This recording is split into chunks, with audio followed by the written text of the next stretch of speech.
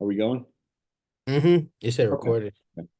Um, well, so I just wanted to go over them real quick then. So you've got adaptability. hmm So you adapt things well, you know. I would imagine like on the I don't have you ever taken Myers-Briggs? Yeah, favorite test. I am a S and an I. Okay, are you a P or a J at the end? Oh, for that. Oh, that.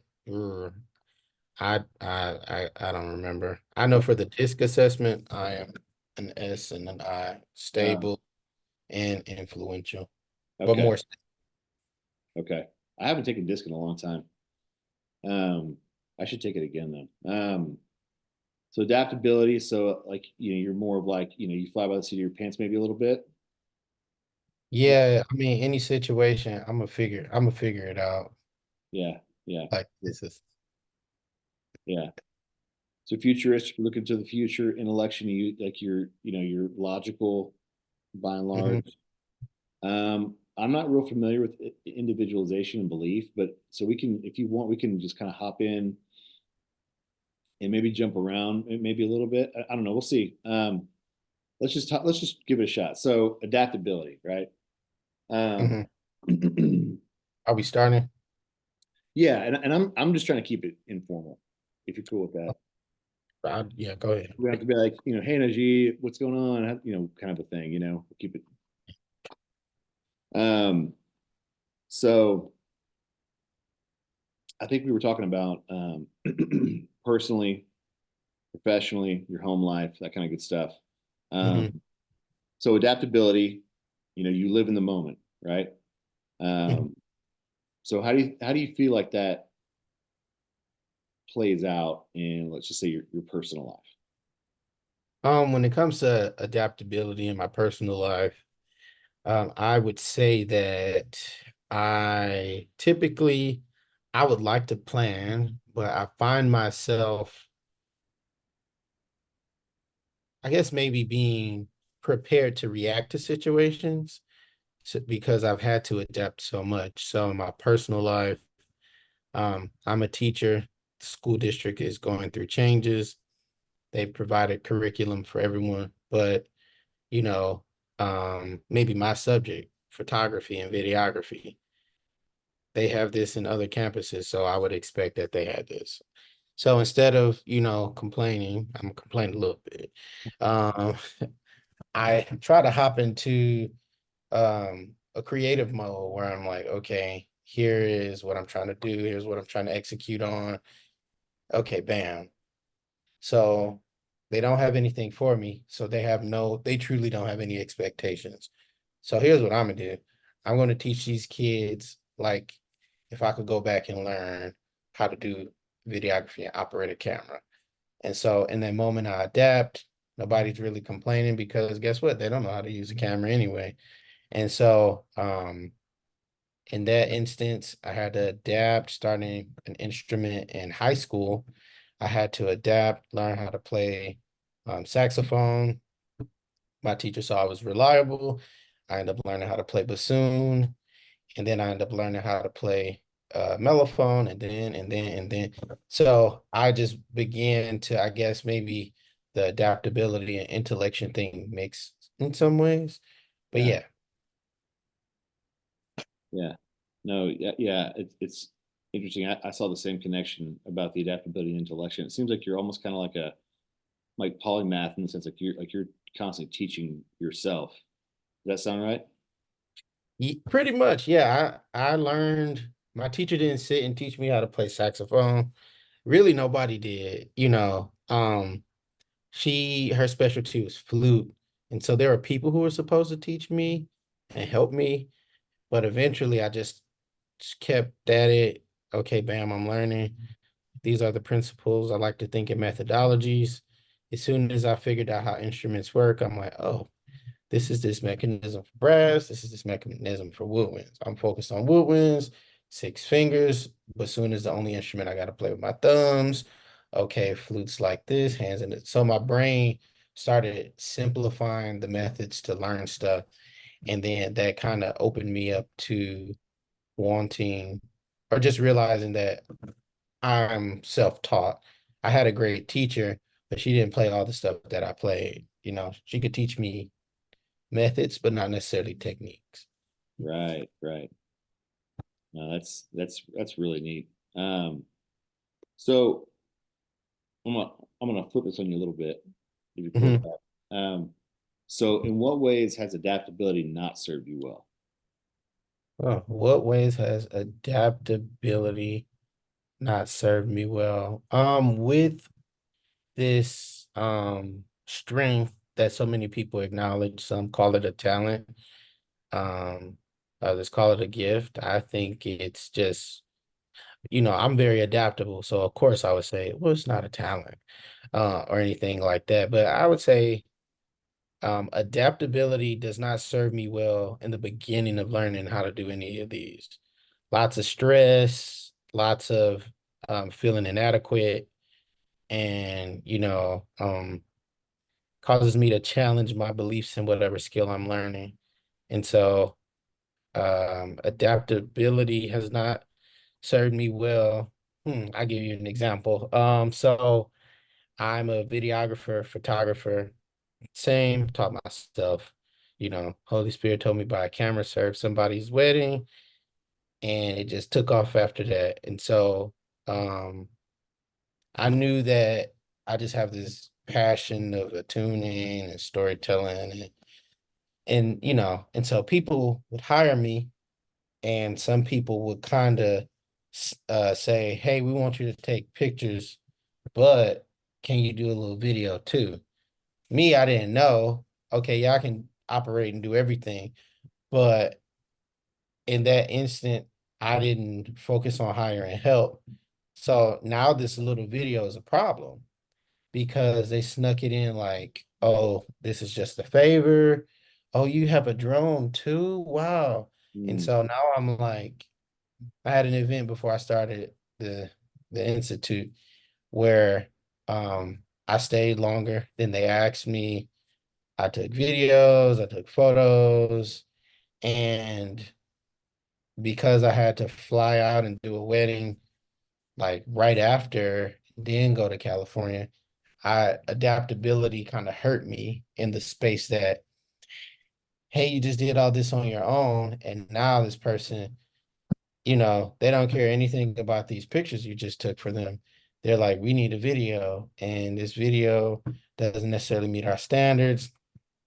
And I asked them, hey, can you make sure you get me at vital moments? So in that moment, I'm sitting in the middle of a lecture and Dr. Towns is talking, and somebody's telling me they don't like the video that I sent them, and they tried to call me, and I don't have cell phone service, so they think I'm ignoring them. So adaptability added to my stress in that moment yeah. because I started blaming it on doing events for people. I'm like, am I not a good event storyteller? And it's like, that's not really the issue. The issue is people are hiring you for one service and asking you to do two. So um adaptability without boundaries has caused me, I would say, more mental duress than anything. Yeah, yeah. Man, you're super self-aware because that's exactly what I was thinking was the boundary piece. Yeah. I had to learn it the hard way. So in those situations, I mean, you think you've grown in that area, or do you think that you're still kind of wrestling with it, or with the boundary piece of it? The boundary piece of it now, no. I feel like when it comes to doing things, I market one or the other. If you want video, I'll do video. The only time I'll do both is if maybe it's a church service. You can link any moment together and make it mean something. Mm, And so I really enjoyed doing that for a short season. But I felt like my last boundary test with that was I consulted with this church. I showed them one of my drone videos. They really liked it. They hired me. The agreement was $300 a Sunday. I'm like, okay, I'm only working one day a week, and then I'm editing, chopping out stuff, sending out stuff, and it was going great. It was really going great. Didn't start missing Sundays, but I also had to work on Sunday. And so eventually they cut my pay, and it kind of was like, this is immediate, you know. Our CPA told us to offer you 150. That's 50%. So me at the time, I'm like, I'll do it for 200. I like the church. I started connecting my feelings with business, and we settled for 175 a Sunday. I didn't pay attention to my internal feelings, and I kept saying I don't feel right about this. Mm. But I didn't have the language to say my services are worth more than this, and this is not worth the stress. So it did affect it did start to affect my morale, because eventually I had to say, okay, they're paying me half essentially. Okay, cool. I need to let them know that I can only start coming every other Sunday. So I missed a Sunday. I let them know I do have these things to complete. Then I went back. Then I missed another Sunday. And so out of the 4 month stint, out of the 4 or 5 month stint, maybe I missed 4 Sundays. Two were for the institute, two were for homework. And so when I told them I can only come every other Sunday, they let me know same Sunday. That was my last Sunday. And I kind of knew, but if I could rewind time, I would have just said, okay, I feel like I can do a church service, but it's not about money, but it also is. So I need my $300 at the end of the service because I bring a drone, I bring this, bring that. I bring out all of my equipment. My equipment costs way more than $300 Yeah. combined, you know. And so um I felt like I they didn't talk with me as a collective.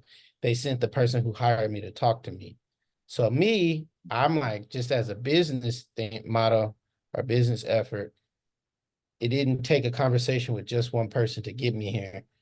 I had to talk to the minister, who's the pastor, and I ended up getting hired that way. So I started learning boundaries for myself in that, because I did voice to them like, hey, this is not really, it's not doing it for me.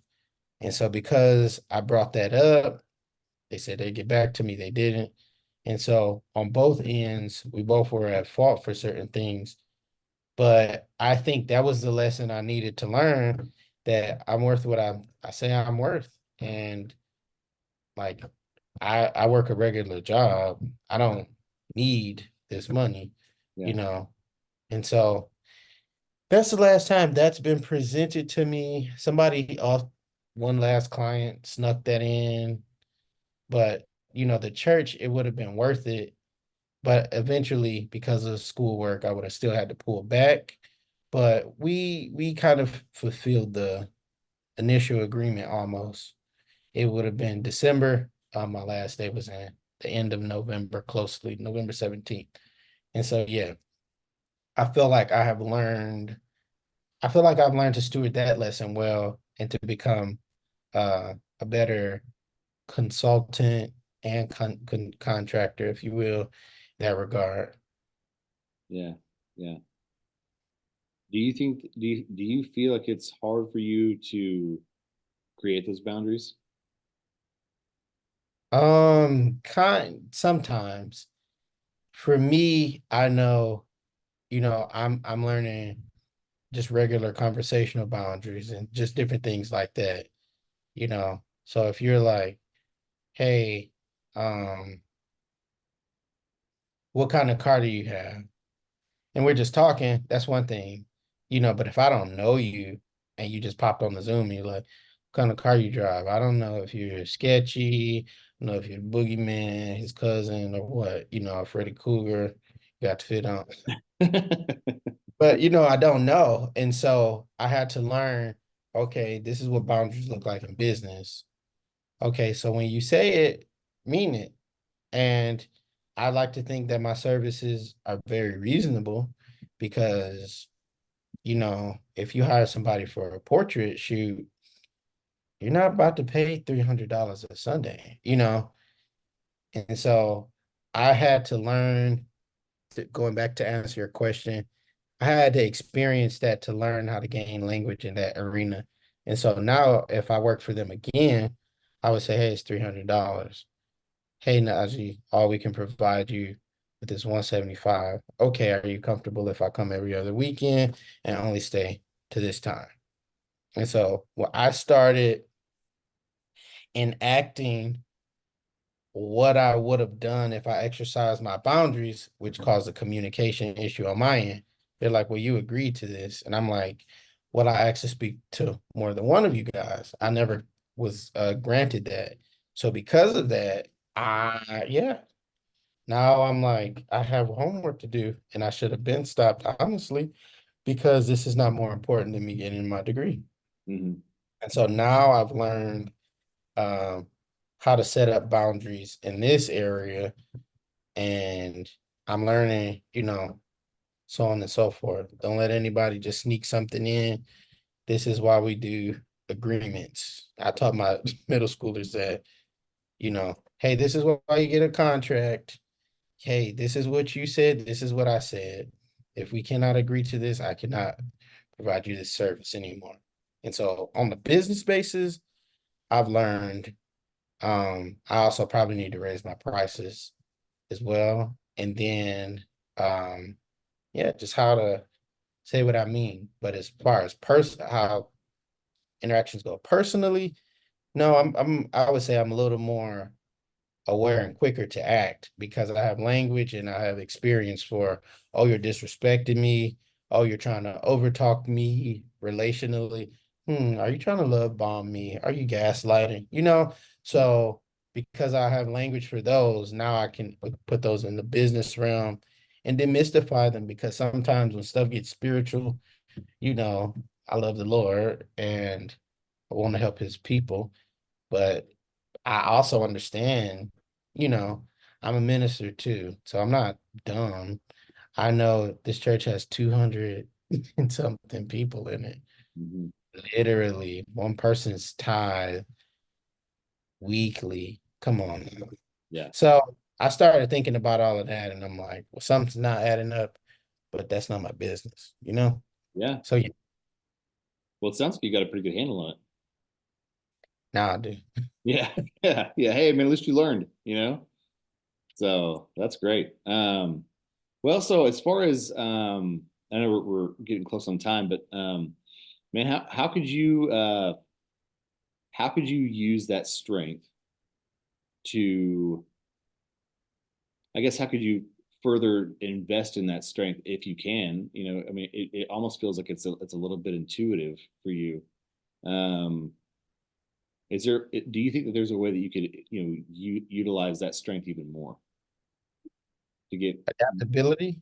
yeah, and to get more what you want out of life? Oh man, that's a great question. Um,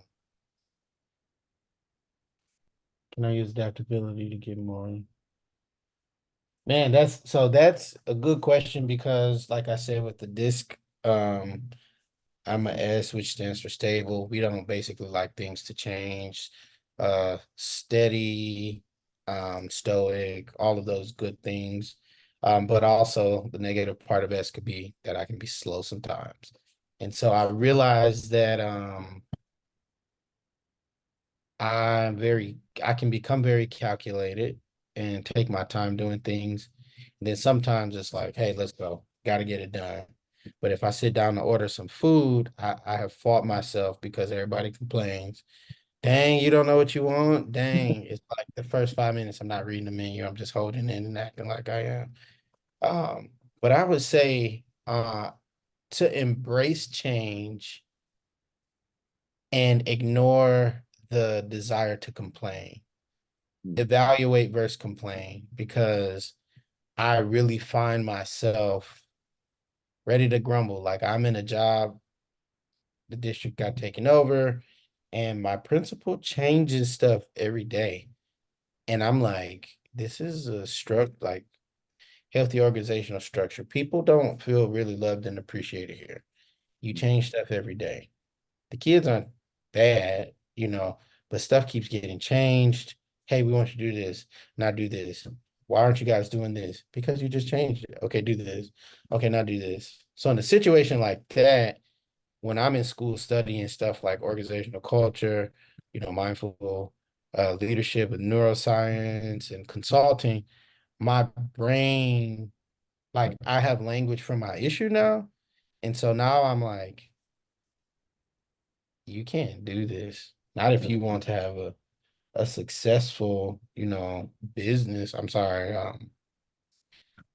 organization.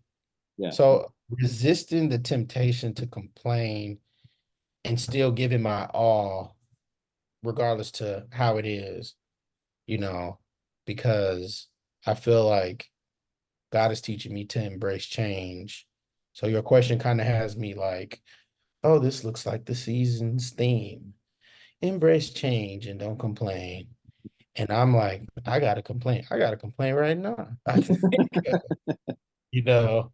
And so if I could get past how I perceive everything, if I could say, hey, I'm a team player, but is there any way we can modify this? So, but I'm also just kind of like, man, I want a new job because it's not fulfilling, Mhm. you know. And so I feel like, ooh, how to harness my gift.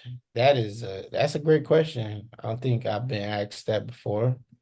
Normally I ask stuff that make people say stuff like that, but now I'm like I'm stuck.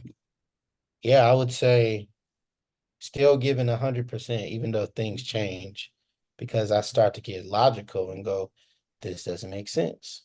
Yeah. Why are we doing things this way? You know, I'm in a class learning about these things. So my complaints are extremely valid, but I don't want to become malicious and complaining and, group with other people who see what I see. And now we're talking about it. Now a culture of complaining is established, but it's just because there's no open line of communication. We don't have staff meetings, so on and so forth. So honestly, this is a big area that I have a challenge in. It's like I want to complain, but I also know like in some ways I have a solution, but would my response be valued? Mm. And can I be okay with that? So Mm. I think if I can get over that hurdle with all of this flexibility and adaptability that I have, you know, I can be all things to all men. But right now I'm like, you want a chef or you want a musician? You want a cameraman or you want a painter? Yeah. Versus gladly I will go and grab my camera, you know, because I'm like, wait a minute, you gotta pick. Because my company ain't big. Right now it's me. And maybe one or two people who will help me out. So yeah, that's a good question. Great question. Cool. Well, maybe we can chew on it a little bit more. I know we're out of time, but do you mind if I speak into that for just a second? Go ahead. So, have you heard of thanks, man. Have you heard of Stephen Covey's Circle of Control? No. Uh-uh. So maybe check that out.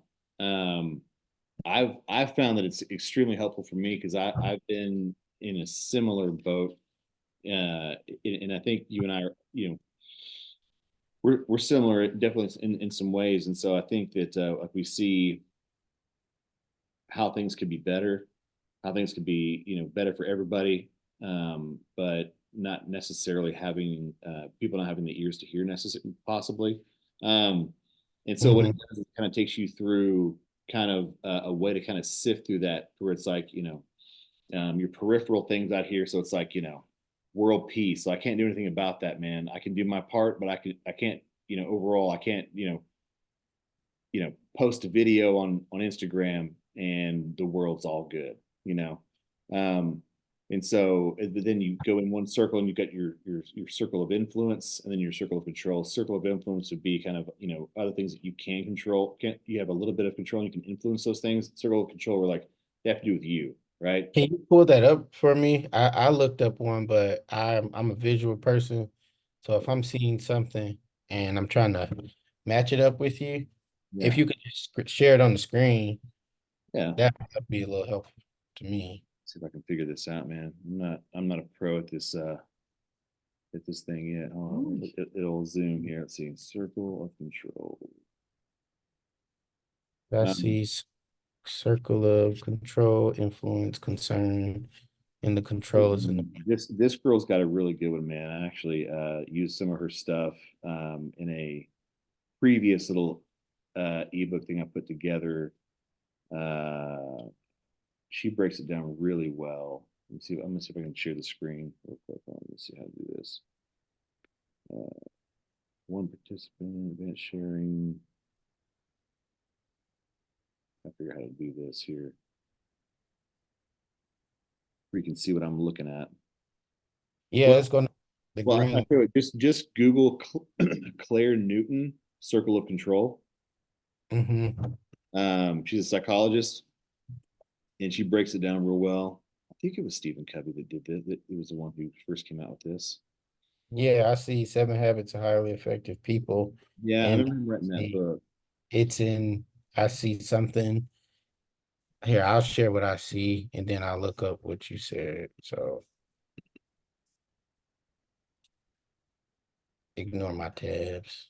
Yeah, yeah, that's a yeah, that's a real like a basic breakdown.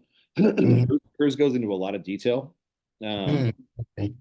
and it's just a good way, man. Because I would get really worked up about things that were outside of my control, and so I realized that you know, I kind of had three options. I could either, you know, do something to make change. I could, you know, change myself, or I could remove myself from the situation, right? If it was bad, Mhm. right? Um, and I don't know, maybe that might help, I take it. found it. But it's just a cool exercise to kind of work through, you know. Mhm. I know you're busy, man, but if you ever get the inclination, Oh yeah, I'm gonna read it after the call. so well, cool, man. Well, Cool. and I can just keep rolling if you're good with that. You good with that? Yeah, I'm absolutely fine. So I was gonna pull up mine really fast in the book. One I wanted to kind of hit on ideation, because it's a love-hate relationship I have with ideation. Um, so it's the main thing is you're fascinated by ideas, right? That's mine. Mhm. So an idea is a connection. Yours is the kind of mind that is always looking for connections, and so you're intrigued when seemingly disparate phenomena, things that don't connect, can be linked by an obscure connection. That was my number one. Mhm. Um, it used to be my number four, but now it's my number one for whatever reason. So, Hmm. so fire away whenever you're ready, man. Okay. Hold on 1 second. Yeah. Cool. I'm gonna go broke. Uh, all right, all right. Ready and seen. All right. Hello, Matt. How you doing today, man? I'm good with you. How are you, man? Good, good, good, good. I want to just kind of dive in into what we're talking about today. And so I saw you took your Strength Finders test. Great, great, great. I saw you have some pretty interesting highlights about you, man. Do you care to talk about any of them? Have any stood out to you at all? Yeah. So, I mean, whenever I told my wife about him, I mean, she kind of laughed at me and she's like, that's exactly you. And there's, I've really on my strengths, I don't want to say, and maybe I've gone about it the wrong way. I don't know, but like, futuristic was one of them. Um, and so I'm always looking to the future. And I feel like sometimes that bites me, you know, because I tend to sometimes, I say sometimes, a lot of the time, live a little bit more in the future than I do in the present. So, Mm. so mindfulness has been really helpful for me in that because, man, I get a million ideas. And again, ideation being number one. And I think of all these future things, man, like just constantly. And and so intellection is also one of mine. And so I'm constantly just absorbing information. I mean, like right here, I've got like three bookshelves stacked full of books, books on the floor, books in between bookshelves. Like and then I've got probably, I don't know, 15, 20 tabs open on my browser, you know. I no joke on my phone. What do I have here? 494 tabs open, right? So it's like I get something and I just got to go down the rabbit hole every time, every time on everything, right? I mean, I literally, like, I know my wife asked me one day, she's like, what would be like your happy place? And I was like, if you could just lock me in a library and just leave me be, and I could just absorb information, right? And I wasn't always that way. It really happened whenever I was so when I was younger, I played football and I played college football, got injured and had to stop, and then went finish my degree. I wasn't a great student back then. I remember whenever I got the call to go into ministry, I'm like, say what? Like I don't even know like what the first thing about that, I mean, like I read my Bible and and I love the Lord, but it's like, and I know that and you think about you know the disciples, and it's like, well, those dudes weren't like rote scholars, right? So it's like, well, um, and then so I remember, so I started doing youth ministry and loved it, and it was pouring these kids, man. I mean, the youth group exploded, you know, Mhm.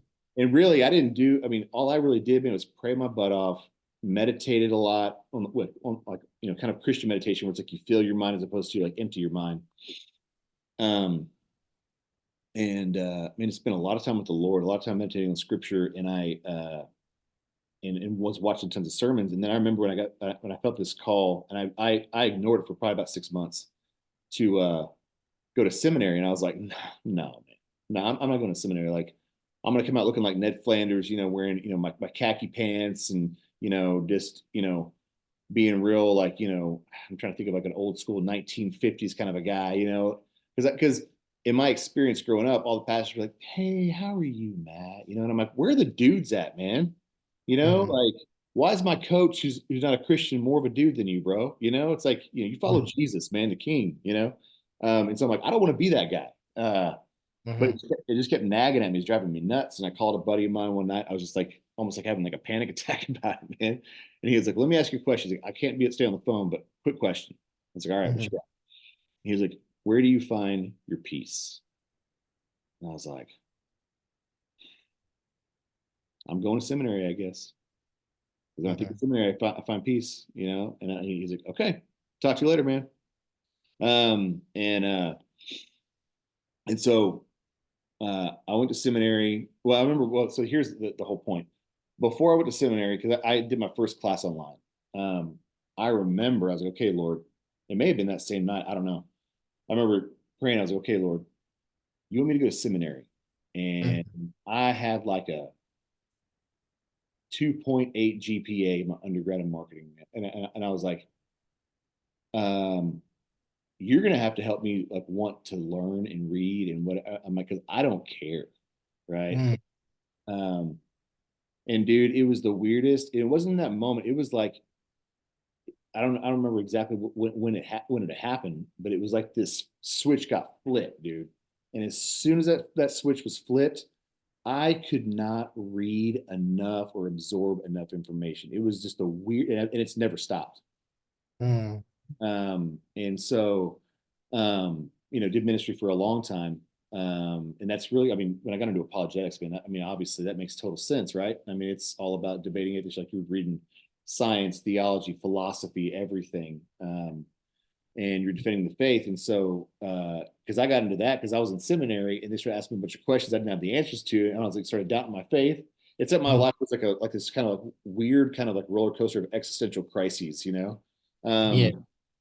And so I called that same buddy whenever I was doubting my faith when I was in seminary. I had left my class, and it was over. I left. I didn't like leave the class, but I went to Barnes and Noble, And I called him, I was, man, I don't know what to do. He's like, man, it'll come to you. Like, just, you're not going to walk away from the faith. I'm like, I don't know if it's bogus or not, man. And he's like, just chill, dude. You got this. You're good.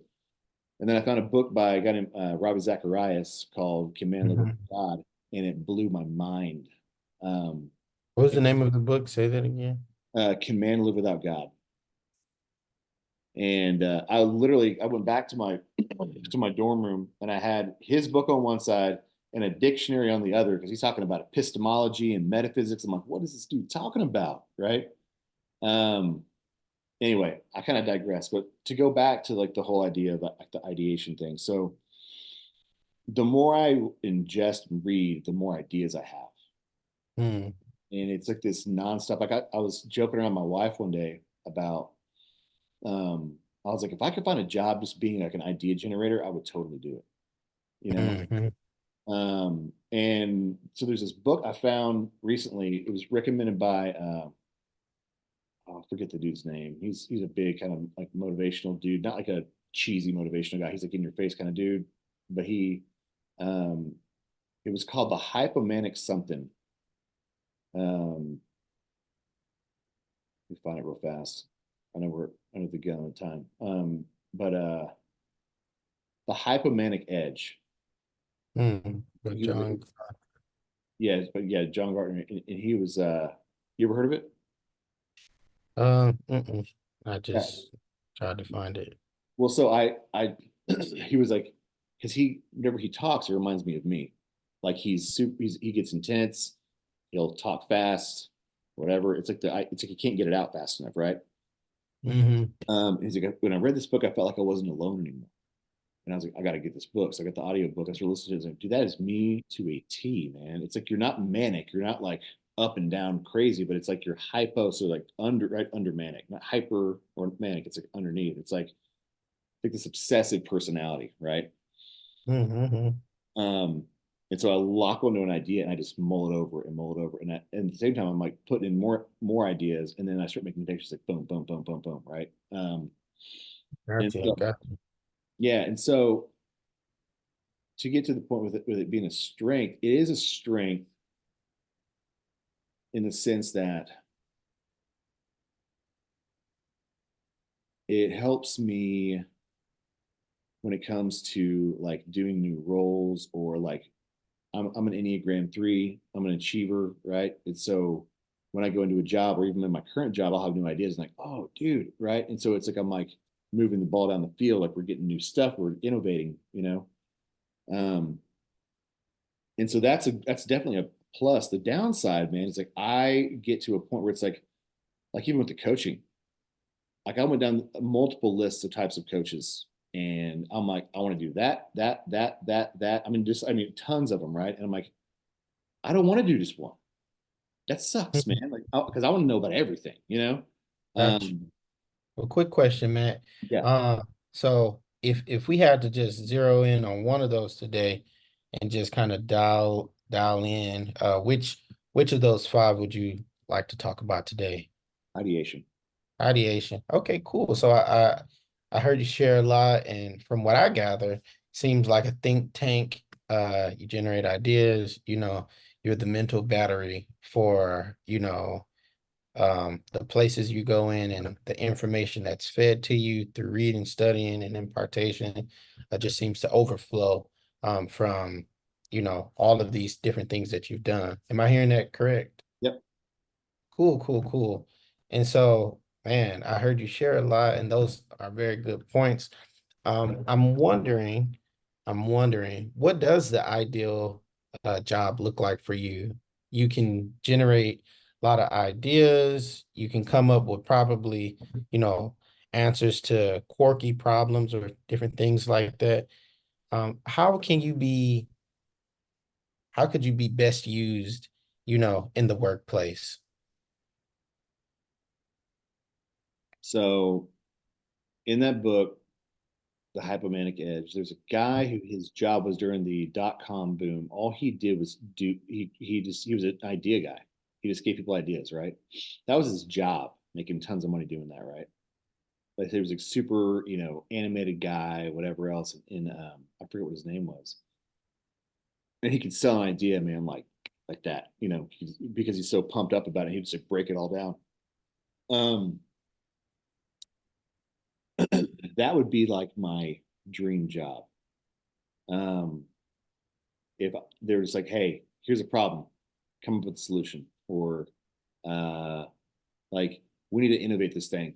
Help us think through it. Sweet, you got it right. So it's like, um, I had like I think I mentioned before we started recording, my buddy who took over for his dad. Maybe not. Mhm. His You therapy did. practice.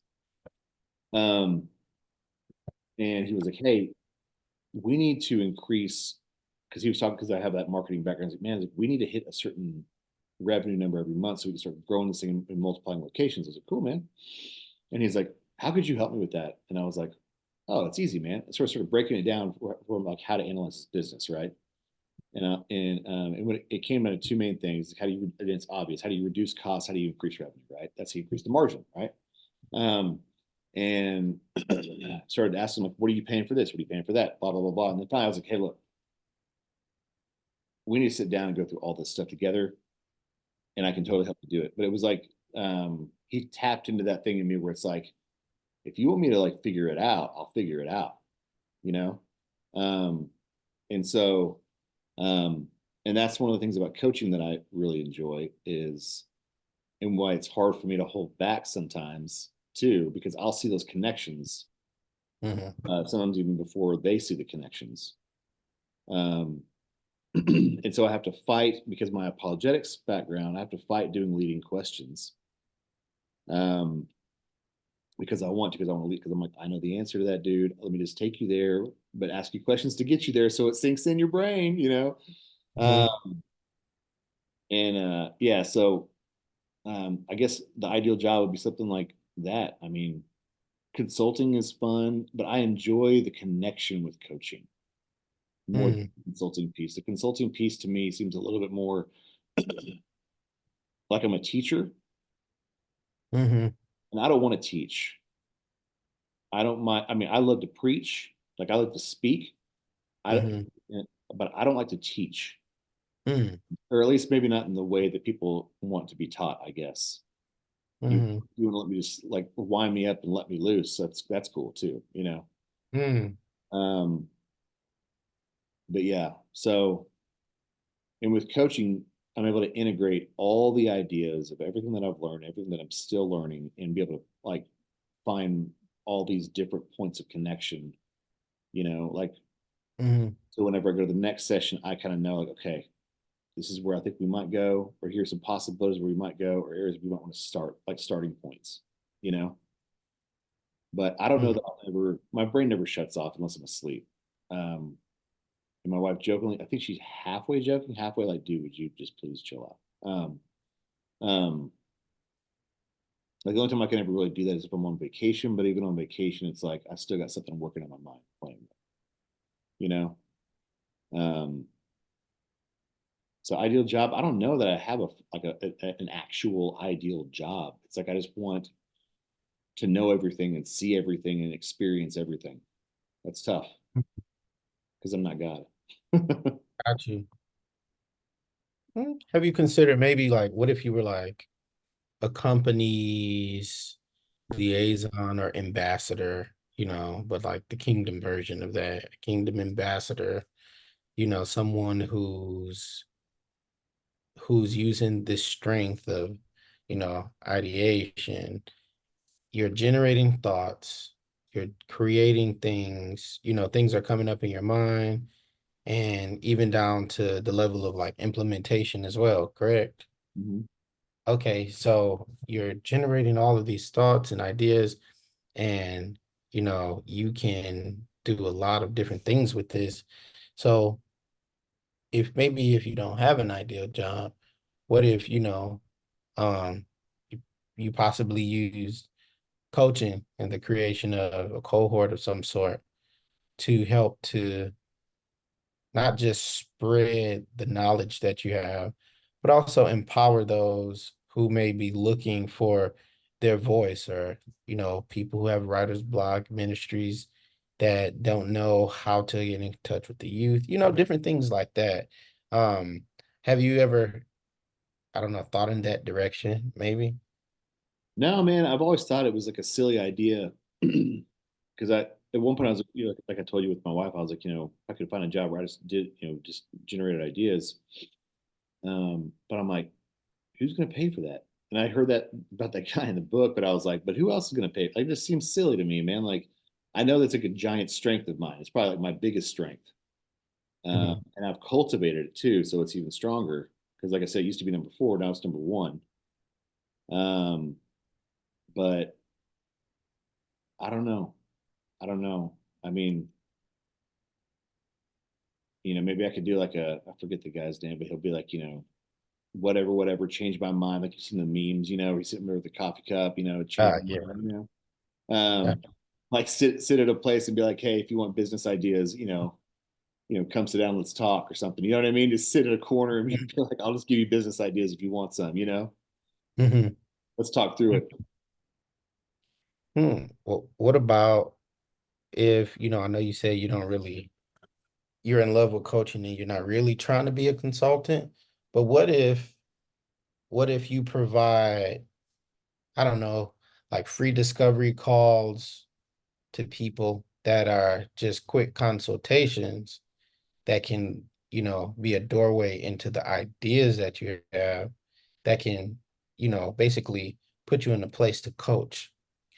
And then, you know, this is this is just me thinking, Oh you yeah. know, and then from there, you put systems in place to where you help them to a point, kind of like you catch and release. You help them to a point, then instead of just letting them go, you're putting someone in the space that you're in to help carry them, carry out all those ideas you just released.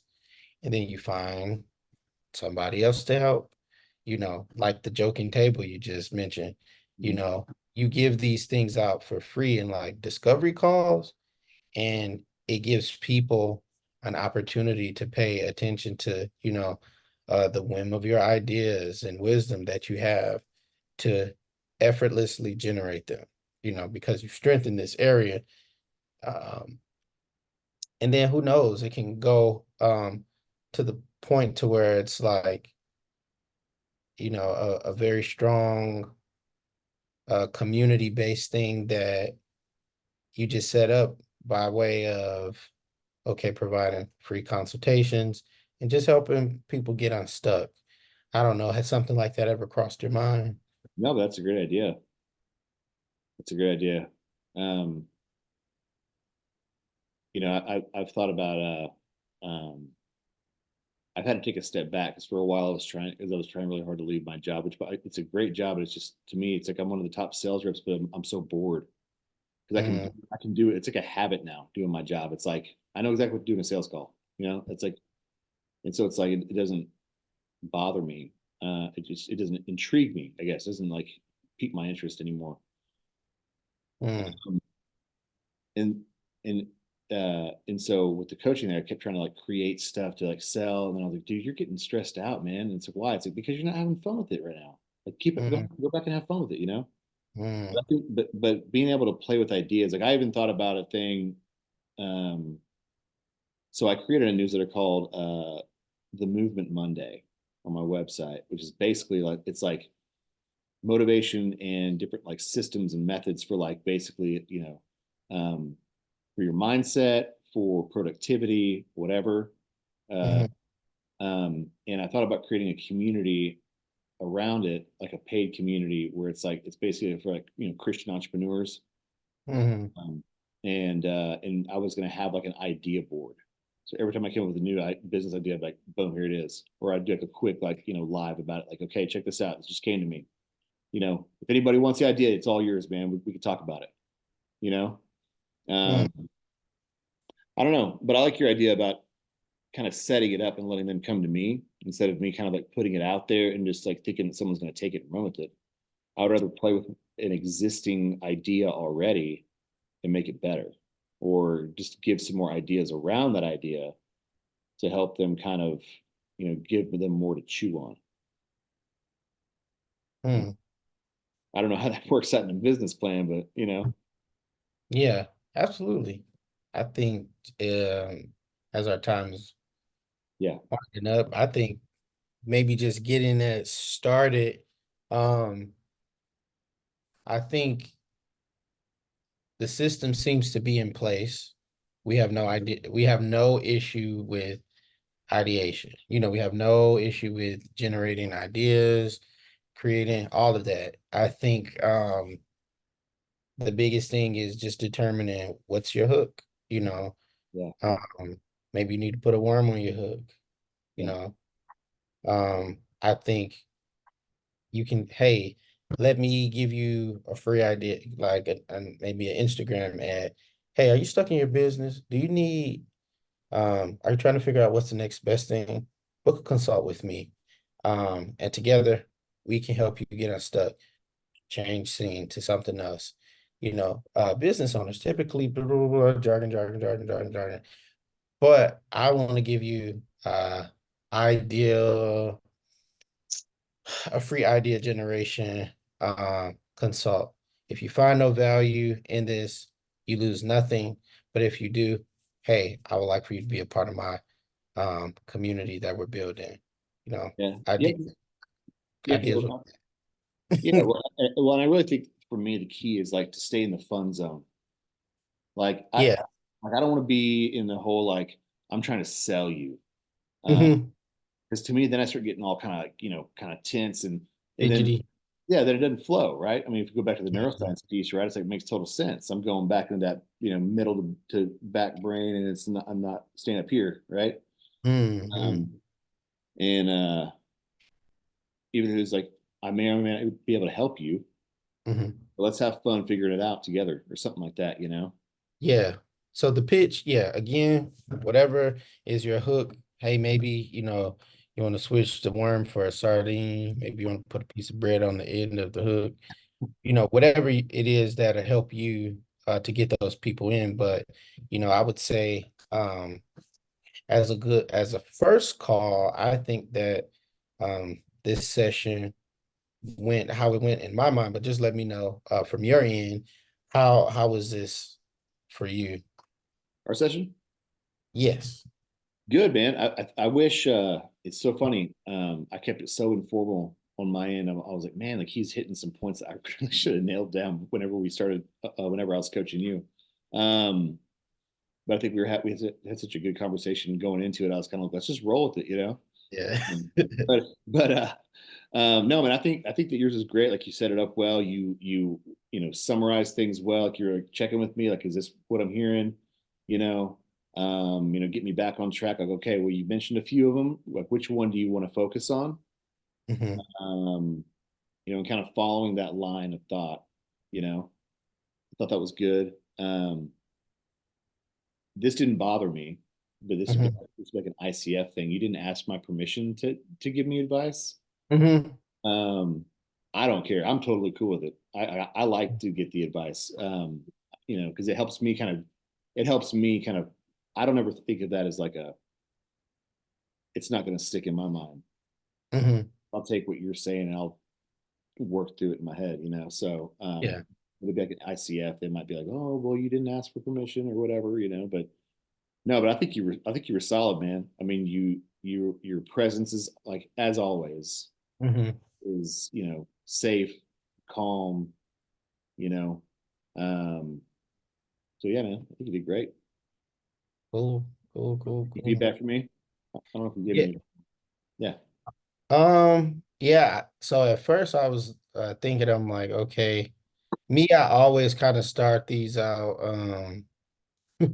I think you said granola. You know, yeah, sure. I want to say granola, bland. Just kind of like, hey, this is just how it is. I'm gonna be soup, I'll play the character at first Mhm. and then just be myself afterward. And so I wasn't necessarily thinking about coaching versus how we had to roll out all of this stuff for the classes, but I think kind of based off feedback, because we made it so far into, our courses, I my immediate thoughts are just kind of like, okay, we already know how to do this, but if you would like to see this more, they just let me know, you know. And so just kind of going from there, I would say, just to know how to steer the boat. But as far as your feedback, I thought it was very good and strategic, like how you ask questions.